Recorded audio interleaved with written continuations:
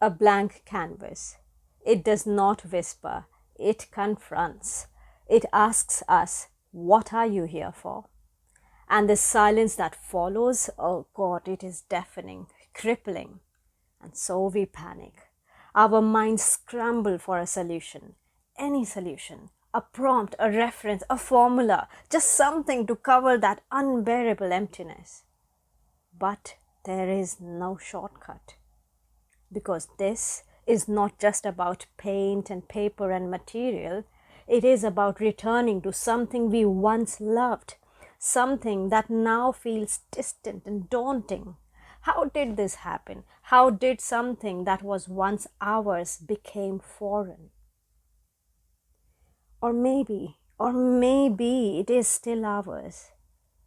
This faintest thread of hope is what brings us back to face this blank canvas, to this moment, to this trembling attempt to reconnect. And so we begin. We throw something at it, a mark, a line, a guess, and instantly that inner critique raises its head and says, that's not good, this looks childish, even a beginner would do a better job. But still we stay. We stay in the mess. We stay in the not knowing. We stay with the thing that feels broken. It is messy. Yeah, it is uncertain. And yes, it is terrifying. And yet something in us keeps whispering, try. And so we do. Every stroke is a wrestle. With fear, with perfectionism, with shame. We try to fix it, we make it worse, we regret trying, and still we keep going. Why are we here? What are we doing? And then something shifts.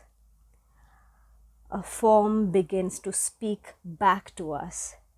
It is not perfect, but yeah, it is alive.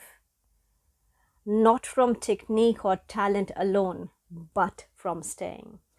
From not turning away when it gets hard, from letting our curiosity, that flicker of instinct, lead the way. We are not following a reference, we are not copying someone else's vision, we are responding, listening, adjusting. And in that listening, we begin to see. That art was never about proving, it was about becoming. Every bold brushstroke, every smeared edge, every moment we want to quit is a part of the forward unfolding. This is not a performance, this is practice. And practice is not just a repetition, it is rebellion. Rebellion against the demand that every attempt ought to be beautiful. Rebellion against the inner critique who says, hey, don't bother. Practice is what lets us stand our ground, not with answers always, but with presence every single time. This is how the imaginal enters the world. It does not arrive clean. We birth it through courage, faith, toil, and love. It arrives through our willingness to stay open when things are uncertain, to make courageous marks, to chisel out meaning from the stone of ambiguity. Yes, others may create sleeker things, louder things, more beautiful things, but only we can unveil the flights of our imagination and depths of our psyche. And that matters. That matters more than anything else. Because our voice, even fumbly, even shaky, even doubtful, is the only one shaped by our lives, wisdom, and our truth. That is what makes it worth listening to. So no, the goal of art is not polish, it is permission to let our psyche speak, to let our instinct lead, to follow the thing that calls to us. Because when we do, something sacred unfolds. We stop asking our art to impress others and start letting it express. We stop demanding outcomes and start discovering openings.